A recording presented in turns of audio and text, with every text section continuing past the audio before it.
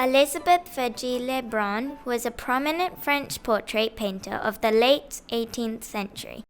She was born in Paris on 16th of April 1755 as a daughter of a portraitist and fan painter. Her mother was a hairdresser. At the age of 6, she was placed in a convent and she remained there until age of 11. During this time, she did lots of sketching, covering every available surface with her drawings. She traced figures and landscapes on geometry walls in charcoal. Elisabeth, why are you drawing on the wall? They're just been painted. I'm sorry, but I cannot listen. I haven't the chances I need to succeed as an artist if I'm stuck in a monastery. We are not here to train artists. So you can imagine she was often punished for that.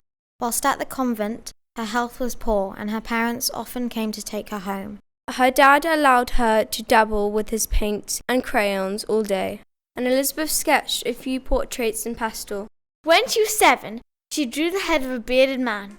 When she showed it to her father, he cried out of joy. He said, "You will be a painter, my child."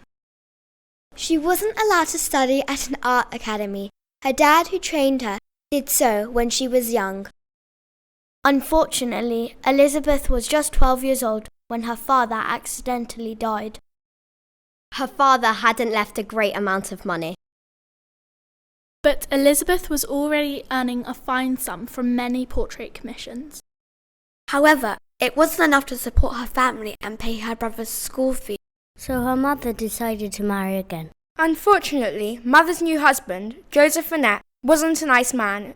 Elizabeth was a strong and independent young girl. She didn't expect to meet a prince and live happily ever after. She knew that she could make a fortune through her talent and hard work. One day she met the Duchess de Cantes and she painted her portraits. Elizabeth inspired everyone with her talent and courage. Although she was 14 years old, clients respected her as a professional portraitist. Elisabeth often visited the small town Marly-le-Roi. The Château de Marly was a relatively small French royal residence. One morning she chanced upon Queen Marie Antoinette as she was strolling in the park with several of her ladies in waiting. Elizabeth started to move out of the way when the Queen urged her to continue her walk through the park. Elizabeth married husband Jean-Baptiste Pierre Le Brun and had one daughter with him. They gave her the name Julie. It was in the year 1779 when she first painted the Queen.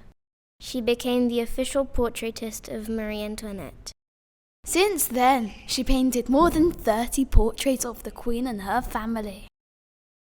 Unfortunately for Elisabeth Vigée Le Brun, 10 years later, in 1789, French Revolution overthrew the monarchy and established a republic and catalyzed violent periods of political turmoil. Equality, fraternity, liberty. Viva la France! Viva la France!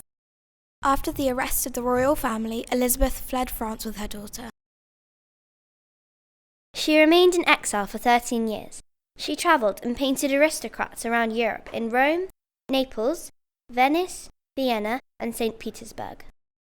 Her reputation during her years abroad enabled Vigée Le Brun to amass a second fortune. Even after she returned from exile, she continued to travel to England and Switzerland. Her later work included some mythological scenes and many portraits of notable individuals, including the Prince of Wales, who later became George IV of England. She lived to the age of 87, remarkable for a woman of her era.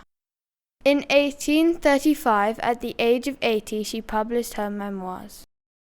Elizabeth was an extraordinary female artist. In the 18th century, it was unusual that women could make money as an artist.